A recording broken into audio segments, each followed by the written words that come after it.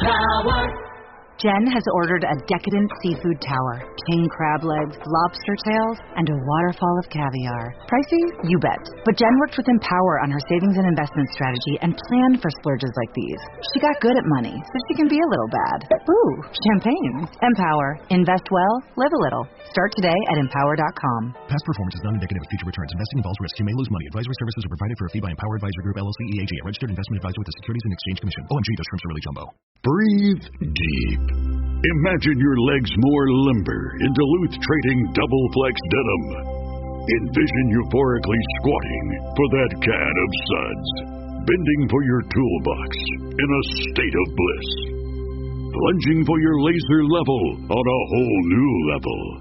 Relax and allow the flex to fill you with ability. Find your inner flex in Double Flex Denim only at Duluth Trading. You're tuned into Auto Intelligence, live from Auto Trader, where data, tools, and your preferences sync to make your car shopping smooth. They're searching inventory. Oh, yeah. They find what you need. They're going to find it. You can make a budget for your wallet to help you succeed. Prices precise and true. So true. It's smarter car shopping. Ooh. Just for you. Oh, it's just for you. Find your next ride at autotrader.com. Powered by Auto Intelligence. When I came into the sport, it was obvious that a couple of the main issues or perceptions were the lack of accessibility to the sport, aka ice time, etc., and also the cost of it for parents, which I completely get. So for us, it was really about how do we bring something in that gives kids an opportunity for free to fall in love with the sport. Yeah, and like it's incredible. Like if you look at the second, third, fourth tier of football, not all those teams are selling out. Especially the teams aren't doing well, right? So I think hockey fans are very unique in the fact that their number one sport is hockey. And you ask them what their second favorite sport is, and it takes them a while to maybe even think about it. So I think hockey fans are so passionate and dedicated to their sport. The more we can give them to watch, the better. 10, 9, 8, 7, 6, 5, 4, 3, 2, 1, 0. He manages to get it right to Jacob Minter. Yeah, good job with the shot, and the Slough Jets have taken the lead on the power play. With 23 with the shot for a goal. No need for the save from Lordo, and Campbell finds himself on, and it is 3-1 to the Charleston Chieftains.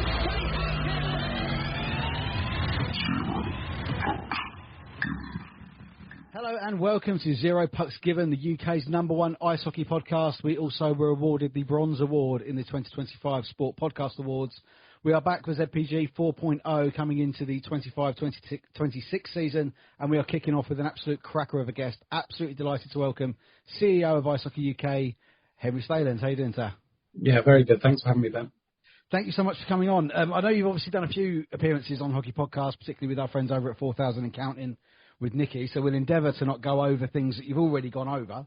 But it's been a pretty exciting summer so far for ice hockey in the UK, bearing in mind, obviously, that hockey takes a break.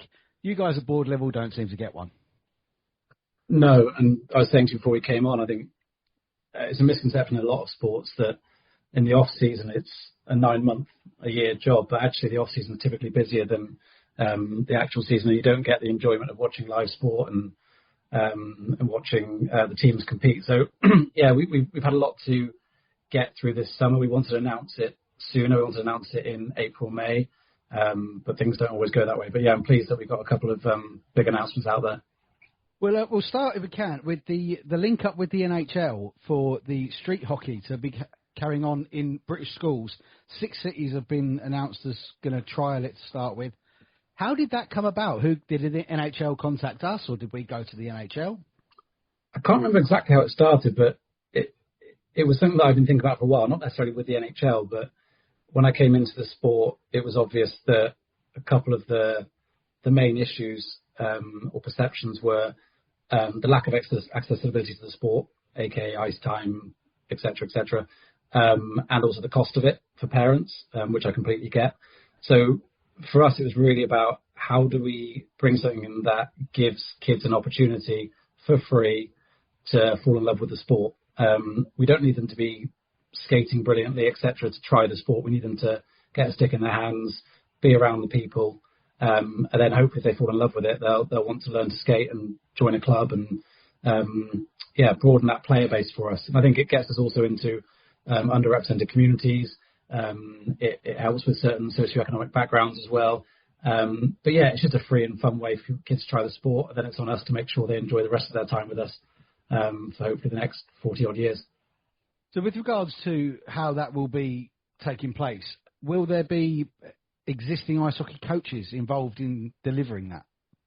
Yeah, so what we've agreed with the Elite League, with the 6 cities that you've referenced, is we'll have a national coordinator at Ice Hockey UK, and the Elite League will provide a couple of players or coaches to help deliver it in their area. So we'll very much be driving it, but having the support of the Elite League and their players and their coaches to really excite the kids and deliver it to local markets is going to be really important. And it just, again, strengthens our relationship with the Elite League. Absolutely. It's always been something that's been a little bit of a bone of contention for UK hockey fans, which we'll come on to a little bit later, of course, with Project Clarity, of everyone working together, because it's ice hockey in the UK has often had this mantra of the snake that's eating its own tail.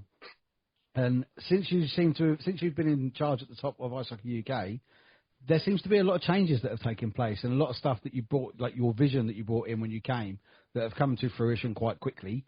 So would you suggest it's starting to backtrack on that mantra? I don't know if they ever meant it to be that mantra. I just think I walked into the sport, and it helped that I'd not been in the sport before, right? So I didn't have any perceived biases or conflicts or history. And yeah, without getting, like, using any corporate jargon, no one was getting on.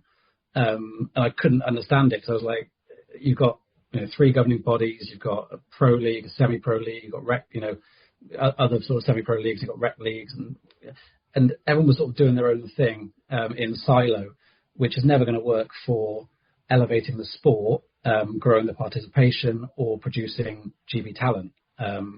Because I think everyone's sort of in their own little bit, but there's no joined up plan. And I've always gone at things maybe a different way to how typically it's done. I sort of try and go with the carrot rather than the stick.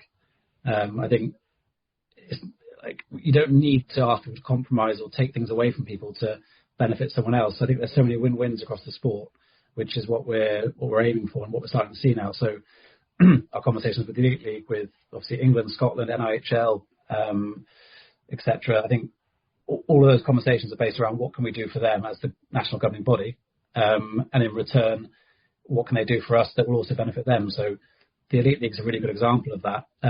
They want more GB players. Some of their most popular players are GB players. Look at John O'Phillips, David Clark, Robert Dowd. Like, those guys get people in the seats. They sell merchandise. It's great to have a local lad done good and all that. We need to help them produce more, but they have to give our players opportunities to become a professional and show what they've got. So yeah, that's just one example. There's been 1,000 of those, really. It's about just finding win-wins. And it's a bit of a paradox, really, I suppose, that the idea behind everything that we're doing with Project Clarity, with the NHL Street Hockey, is to try and create another Liam Kirk. But ultimately, that means that he's actually too good to play in this country. So it's kind of a bit of a paradox of what you want to create is for people to go beyond our system. Yeah, and there's a couple of points. That's a really good point. I mean, Liam Kirk, Colin Shields, something of that mantra. I mean, I think we've maybe hamstrung ourselves a bit in the past. We've not aimed high enough. We're a sporting nation. We've got it's the 5th most watched team sport in the country. Like, there's no shortage of appetite for GB to do well and the kids to do well. But I think maybe we've not reached for the stars. We sort of aimed for, can we get an Elite League deal, which would be great. But I think if we aim to produce another Liam Kirk or a Colin Shields and they don't quite make it, we hope that the development and the opportunities we've given them in their teenage years lands them in the Elite League, which would be a great place. But also, if they do go to the NHL, and even like Liam, who's now doing phenomenally well in Europe, they're training and playing alongside the best people in the best environments. That only benefits GB. There's no it doesn't take a genius to figure out. If you look at the top nations in the world, they've got the most NHLers. So producing players that play in the Elite League, the NHL, the DEL, that's only good for GB. And of course, the idea, I suppose, behind the link up with the NHL and the street hockey thing is because the countries that you've mentioned there that are at the top of the game, the Canadas, USA, Sweden's, Czechia, they have ice at quite ready availability, which in this country we just don't. So the best way for it to go, and I've discussed this with Pete Wynn, actually, who's a massive advocate of roller hockey, and this is going to be the best way to get the kids as much hockey time as possible, whether it's on the ice or not. Yeah, and we've had conversations with funding bodies about, look at the size of the sport, and we're nowhere near done yet. We need more rinks. And trying to get them on side with that, because the cost of building rinks, the cost of running them, compared to putting a running track in or a sports hall is huge. I think we're now going to go about it the other way, where if we bring 30,000 kids through this program, NHL Street, each year, if 8 to 12% of those, which is based on data from Australia, convert into members and want to take up the sport, that will put a significant amount of demand for additional rinks. And that's really where the likes of Sport England, Sport Scotland will have to step up, because their constituents will need more rinks to practice the sport they love, keep themselves fit and healthy, etc. So I'd much rather we'd have one phone call and said they'll build more rinks, but I think we need to really prove with tangible numbers, if we can grow the game by 2,000-3,000 members a year in 5-6 years, I think it's a no-brainer at that point. Has there ever been any conversations about any of the individual affiliates or even as a group to use synthetic? Because technology is improving all the time, and some teams do use it for training. I know Danny Myers down at the Ozone has got a good synthetic sort of speed track that they're using. Has that ever been an option? Yeah, again, that's something we've discussed. I think they're far cheaper to put in, right? I think it's still about $100,000 to put in a rink with boards and whatever. But we've had conversations with various manufacturers like Gleiss and Shark Blades, who seem to be quite close to the NHL at the moment in terms of preferred supplier. It's just then about getting warehouses to change their use planning-wise. We found 2 different warehouses. Neither of them were able to change their use. I can't remember the terminology is A1 or something. I can't remember. But yeah, I think that's definitely a stepping point, especially for parents that drive their kids 2-3 hours to train for an hour. I think once a week or twice a week. In between those times, if they can go 20 minutes down the road to a warehouse, I think that's definitely the route forward. So yeah, I think that's where we'd like to get to. I think, again, getting more kids in through NHL Street will hopefully loosen up those planning laws, because the demand will be there. Absolutely. So with Project Clarity, we'll go sort of, you said you wanted to announce it a little earlier, but not everything was quite in line. Mm-hmm. Was Ice Hockey UK the one holding the olive branch, as it were? Oh, 100%. I think, everyone, everyone was up for it. I think in the past, everyone felt like they were being steamrolled, or maybe the trust wasn't there, or whatever. But we've built relationships. We work very closely with John Colley and the Scotland board. We started sharing services to sort of build the relationships with England, where I took over as CEO. We brought in Grant King as COO of both England and Ice Hockey UK. And that just sort of, I think, laid the groundwork so that no one's trying to win anything here. It just makes no sense that we've got triplication of roles. And I always go back to the fact that does not help the kids. It doesn't help children if they're getting trained 3 different ways. There's no alignment in the pathway.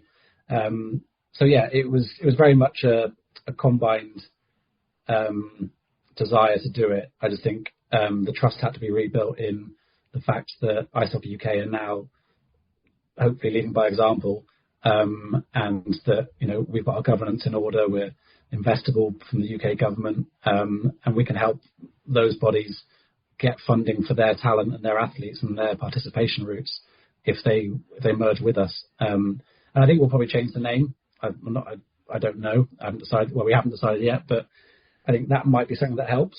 If it, rather than Ice Hockey UK swallowing up to other bodies, which it absolutely isn't, it's a completely fresh outlook on on the sport. So we'll see on that one. Yeah. I mean, it's literally, as you say, not swallowing up other people, but just to create a harmonious thing, as you say, where everything can run through the same lines as everything else. As you say, everyone learns in the same way. Yeah, one again, like it goes back to our conversation at the beginning. Like, it makes no sense if there's 3 organisations. There should be one organisation responsible for the strategy and looking after players from the first time they touch a stick, whether that be NHL Street or whatever, all the way through to their professional aspirations. Having that aligned means that we can look after and support members far better. Now, when you came into the role, people may or may not know you came from a football background with Forest Green Rovers. Do you think that the way the football pyramid is set up could work in ice hockey? You mean promotion relegation? Part of it, yeah. But as you say, that the football pyramid has got, it's all under the FA. So what we were talking about there, getting everything up, British ice hockey or whatever it may well be called, would that pyramid structure work, do you think, in ice hockey? It's hard because ice hockey is a very unique sport, and we don't have, like you say, the facilities. The football's so easy, right, in terms of facilities at the grassroots level. Here it's a lot harder. But at the end of the day, the FA are the biggest governing body by a country mile, so they're doing a lot of stuff right. Promotion relegation, I don't think is ever going to happen. I like the concept of promotion relegation in football. I think it's what keeps people watching, keeps people dreaming, but it's not typically the way that hockey works. So, but I think in terms of regional models, there's more regional models in football where you play for your county and whatever else. I think that could certainly be something that comes to the fore in the next sort of 6-12 months. Yeah, and the promotion relegation thing is often it's a thorn in the side of hockey fans. They like it in America, the fact that it's all franchised. I think some would like to see it over here, but I think they're aware that it wouldn't suit certain clubs. I really like the way the women do it, where they have a playoff. Yeah. I think that's a fantastic... That game at the women's playoff weekend is often the best game of the weekend.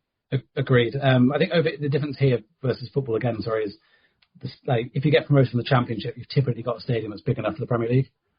If you get promoted from the NIHL to the Elite League and you're going up against the Steelers with 8,000, it's not the same. So yeah, I think you're right. The women's the way the women end the season is super exciting. Yeah, and that's something else that has always been brought up by, I'll say hockey fans, because everyone that comes to hockey is a hockey fan, but perhaps people that are slightly newer to it, when they go on, why isn't there an FA Cup style tournament? And they don't understand it. If you were to put a Streatham Redhawks against a Belfast Giants, it would be horrific. But saying that, you are like, in general, it wouldn't work, but should. I remember when I was at Forest Green, and we weren't the size of Belfast Giants in terms of scale, but I think we were League One at the time, and we lost to St Albans in the FA Cup live on BBC. Horrific evening. But you see it all the time in the FA Cup, right? These upsets. I don't think hockey's the same. Like the way that the game is, it's end to end. There's no way to manipulate time to the same level. So I don't think it would work. But I've spoken, particularly on the women's side, about something like that because I think we want more games for the women. Selfishly for GB, but also for them to make sure they're playing as often as they want to be. So maybe an FA Cup on the women's side would work quite well because the gap is less because there's not a pro team. Yeah, the way their league's set up this year, actually, they've got more teams than ever this year in the WNIHL, which is absolutely brilliant to see. I think Kingston Diamonds got 3 teams entered across. Yeah, and a lot of that comes back to the amount of talent in the women's game coming through. If you look at the 18s winning gold, the senior women, I think reaching the best result they've ever had in World Championship or equal to. So the women's game is certainly an area that we're targeting, and 16% growth in participation without us doing anything particularly clever. I expect to see that grow significantly when we actually put some resource behind it, like the NHL Street. And I think the women's game is very strong. Yeah, it's. If anything, when it comes to Olympic qualifying, which we'll get to now because that happened sort of towards the end of last season and at Christmas time, the women are a little bit closer than the men. at the moment. That may be obviously because the pool is slightly different with regards to how good the teams are. But when you came into UK ice hockey, I'm assuming you would have had a 3-year plan, 5-year plan, 10-year plan. When they got as close as they did to Olympic qualification, was that with your plan or were they slightly ahead of it? I think slightly ahead of it. We always said to UK Sport that ultimately we felt Olympic qualification wouldn't be until 2030. So 2026 would have been a bonus.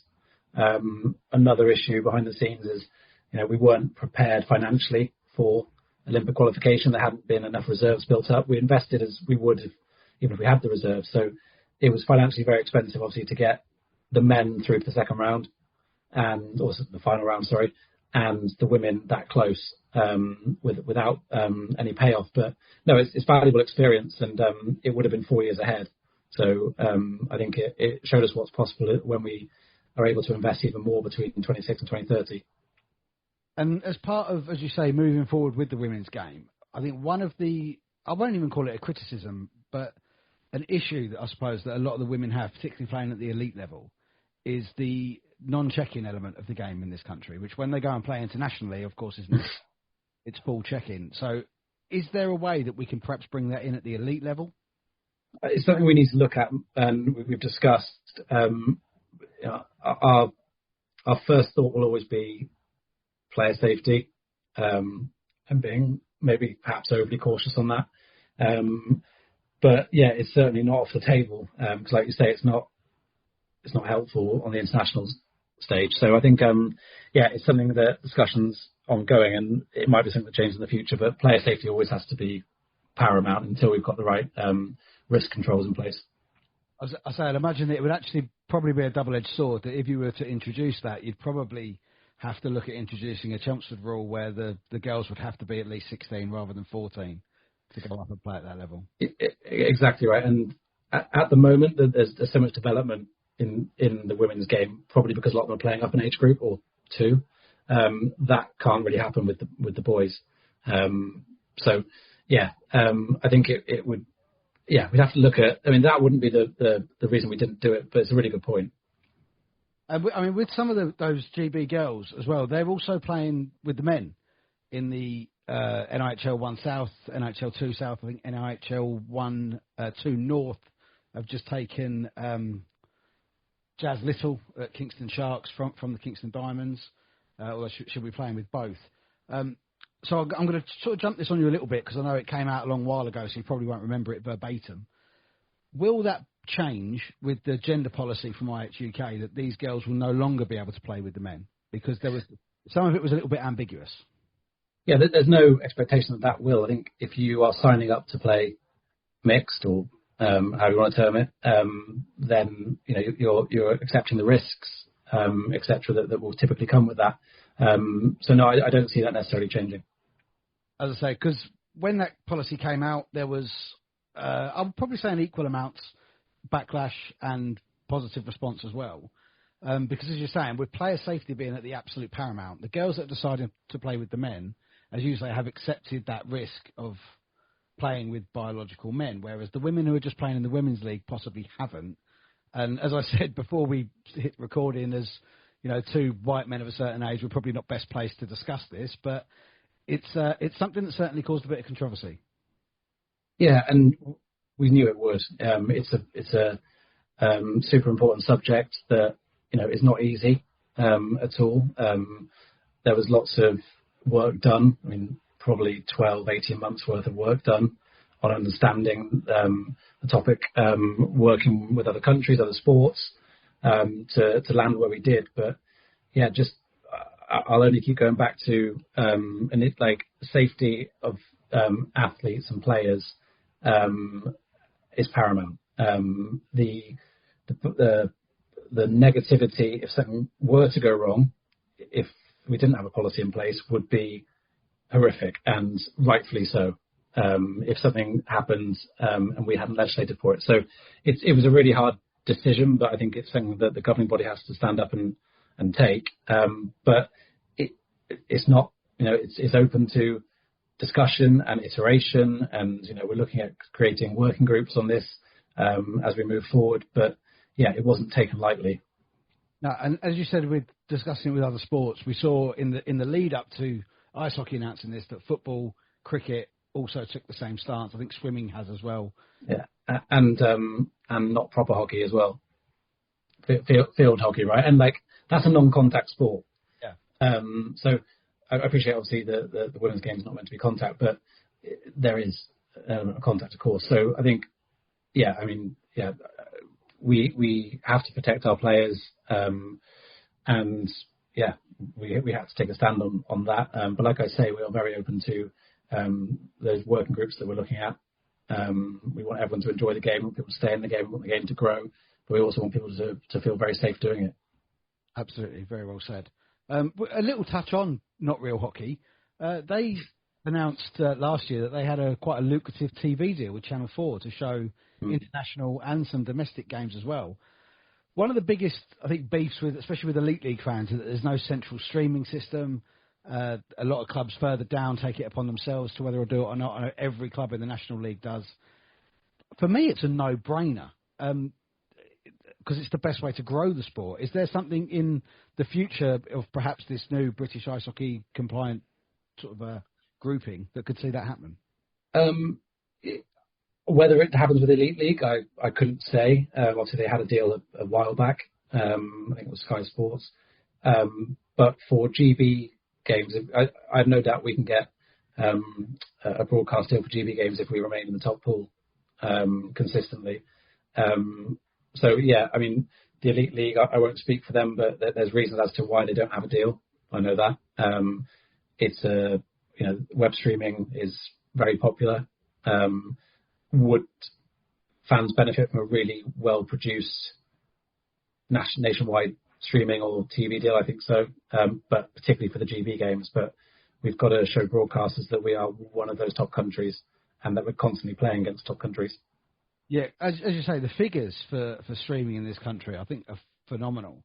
And the growth of the sport to, as you mentioned earlier, the 5th most attended indoor sport in the country. I think that's been helped by the fact that boxing is now in stadiums, so it's not considered an indoor sport. Well actually, I do like to fluff up the same, but actually it's completely legit. It's and it's not even indoor sport. It's the 5th most watched team sport, and the most watched indoor sport. But above us are the typical characters you'd expect of football, cricket, rugby, and then ice hockey, and then basketball's 6th, and they sell 1 million less tickets than ice hockey. And the way that they do these stats is, I can send you a link, so it's all online. I think I put it on my Twitter actually. Is based on attendance of the top men's league and attendance of the top men's national team. So we're probably unfairly treated when you think cricket get an Ashes or something. But yeah, so I think it'd be interesting to look at the figures week to week where ice hockey sits against cricket. But yeah, no, we're very pleased to be in the top 5 sports. And I think we can do a lot more with commercialising GB men's matches by planning them properly in advance of especially World Championships. Yeah. My misstep there, actually. I did know it was the most attended indoor sport in the country. And as we say with the streaming, it's because even I think down to the 3rd tier, virtually every team sells out every week. Obviously the size of the rinks as you go further down does help that because they're not massive. I do know last year at the Britain Cup final, which was Chelmsford against Solent Devils, Chelmsford holds sort of just under 1,000. Gosport holds about 450. Both were sold out, but there was more than 200 Chelmsford fans that travelled to Gosport. Yeah, and like it's incredible. Like if you look at the 2nd, 3rd, 4th tier of football, not all those teams are selling out. Especially if the teams aren't doing well, right? So I think hockey fans are very unique in the fact that their number 1 sport is hockey. And you ask them what their second favourite sport is, and it takes them a while to maybe even think about it. So I think, hockey fans are so passionate and dedicated to their sport. The more we can give them to watch, the better. And when you briefly ran through the top 5 sports in the UK, you said rugby, just so you can piss off half the people in the UK. What's proper rugby? Well, it's funny because I spent half my time up north and half of it down south, so I can sit on the fence. But I'm from Union Country, but actually I much prefer league. Like I started watching league about 3 years ago. I got some connections at Hull KR, and yeah, I really enjoyed it. But yeah, I sit on the fence. That's everyone in the south pissed off then. So as we move into 25-26, I know there's going to be a little bit of moving around board-wise. I know in England Ice Hockey that the National Ice Hockey League's chairman, Hayden Hunter, has stepped down, so they'll be looking to replace him. As you move through Project Clarity, will there be a shuffling of board members, or will it be something entirely new? I mean, firstly, Hayden's dedicated a hell of a lot to the sport over a long time. He was the GM of the National Ice Hockey League as a volunteer, and that's the key for us. Is that I've said this on a number of occasions, and it's really what Project Clarity does. Is we're the fifth biggest sport in the country, team sport in the country. We have to operate like it. We can't operate with volunteers. There's absolutely a place for volunteers, and I couldn't respect them more, but we shouldn't be asking volunteers to do 20, 30 hours a week. That's insane and not right. So with Project Clarity, we'll be able to create 13 new jobs. One of those will be a head of domestic competitions, where they will properly oversee and support all the leagues in the country. So I think that's really my thing from day one here, was professionalising the sport. We've got a phenomenal professional league. We've got a phenomenal GB men's and women's and team, and obviously a para program that's coming through. We need professional people to support them if we're ever going to reach the levels that I think we can. Would one of the sort of stipulations of this Clarity moving forward be that all of the leagues were processed in exactly the same way, so they'd have the same cup format, same playoff format, same league format, or would that be down to them individually? I think we want to give an element of autonomy to the leagues. There's like certain nuances with like semi-pro versus amateur in terms of their availability and the ice times and the different rinks in different areas. So I think like we've not made a decision on it, but I think ultimately I think the biggest improvement will be just by centralising the operations for it. So one department looking after the data for all the players, one person overseeing all the domestic leagues, one person overseeing all the welfare. So every league gets treated equally in that respect. But in terms of how they operate, I think that's part of what makes hockey fun. Is there's some elements of frustration to it, but I think giving them like the right to express themselves or do it how they and their members want. So yeah, I think Project Clarity, 13 new jobs. At the moment, we're doing it, on a shoestring where we don't need to, and we can cut so much waste from cost and reinvest that back into the sport. Hopefully, drive down the sport. Hopefully, develop players in a more appropriate manner, and et cetera, et cetera. Will there be some sort of independent media for it moving forward? Because the growth of the sport, I think, has been massively helped by independent media channels. I'm not just blowing my own trumpet from that. There's quite a lot of us now. Just in this summer alone, I've noticed 4 or 5 more that have popped up to cover the leagues that are under the Elite League. But would there be something central that a British ice hockey type organisation will put out media-wise? Firstly, I couldn't agree more. I think that's definitely the most powerful thing we have at the moment is independent media channels, like you say. So I couldn't appreciate you guys and Nikki and all the guys doing it. But yeah, I think we need, at the moment, there's about 6 different people across the different organisations doing media and content. So the messaging's different, the stories are different, the narrative's different. When we're one governing body, there should be a central media department. And I think within those 13 roles, there is a media officer, there is a content officer, so we can start elevating the news we put out and hopefully put more stories out that fans want to read about and listen to. But I think I wouldn't want to. I think having the independent podcast is what makes hockey unique. Like, we're not trying to control that narrative, so I think we'd probably try and elevate that and support you guys more. But there should be someone centrally putting out more news, because that's one of the things we always hear is that people aren't communicated with enough about what's going on, and we can definitely fix that. Yeah, because as you say, if you were to just scroll through, obviously anyone like us that are involved in the game, you scroll through your Instagram and your algorithm, it just pops up everything from everywhere, but there's nothing central, whereas you can say this is the gospel truth. Source of truth, right? Yeah, and I think that's what we want to bring into it. Like, Ice Hockey UK has gone through complete governance shift, pretty much brand new board, 9 new board members. The final one's about to be announced the next week or so, which is a really impressive capture, and really pleased with that. But I think now, hopefully, we can be trusted that the news we put out will be truthful. So I think, not that it wasn't in the past, but I think it can be factual rather than truthful. So I think, yeah, it's definitely something we need to do. And ultimately, that's what will get more people listening and watching the sport. The more we're on their feeds, the more interesting stuff we put out, the more the behind-the-scenes content that a lot of people want to see. Yeah, I'd say behind-the-scenes stuff is absolutely massive, and a lot of the clubs are doing a fantastic job with their social medias. And as you said, most of those, in fact, probably all of them, Elite League down, are all volunteers doing the social media. So, yeah, and I know myself, it's a really hard job. Yeah, and that's the uniqueness about the size of our sport. Like, it is really powered by volunteers, and like I couldn't respect that more.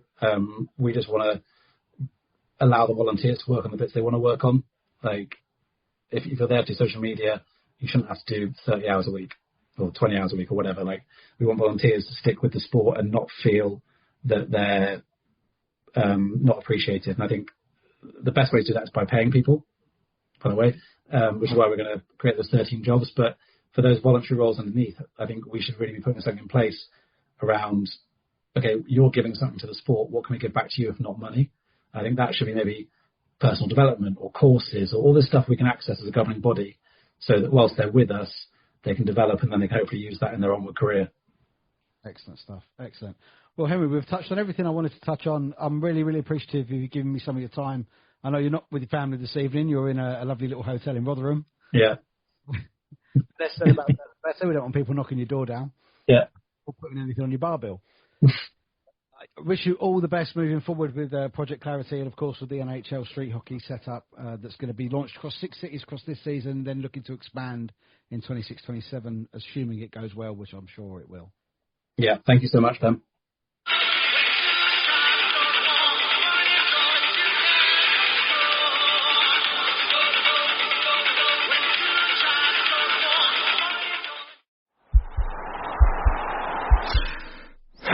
This podcast is part of the Sports Social Podcast Network.